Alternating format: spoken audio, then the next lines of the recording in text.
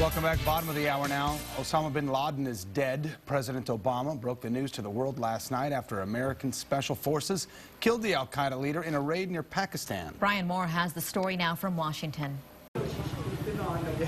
This is where Osama bin Laden met his end. Not in a cave, but a suburban mansion in Pakistan.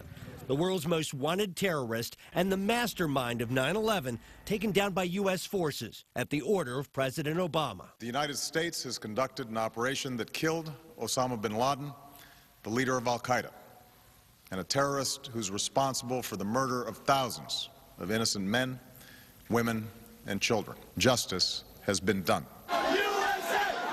Impromptu celebrations erupted outside the White House. It was important to bring a wicked, murderous person to justice. And at Ground Zero in New York.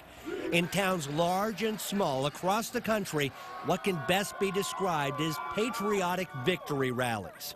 Former Vice President Dick Cheney expressed satisfaction, but says this doesn't end the war with al-Qaeda. I think we need to maintain our vigilance and assume that there'll be other efforts mounted to try to launch attacks against the United States. For nearly a decade, bin Laden had taunted the United States.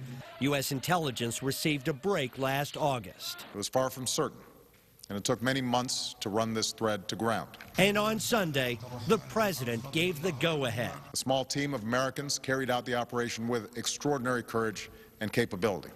After a firefight, they killed Osama bin Laden and took custody of his body. A violent end to one of the most extraordinary manhunts in history. And a U.S. official tells NBC News that bin Laden's body has been buried at sea. Brian Moore, NBC News, Washington.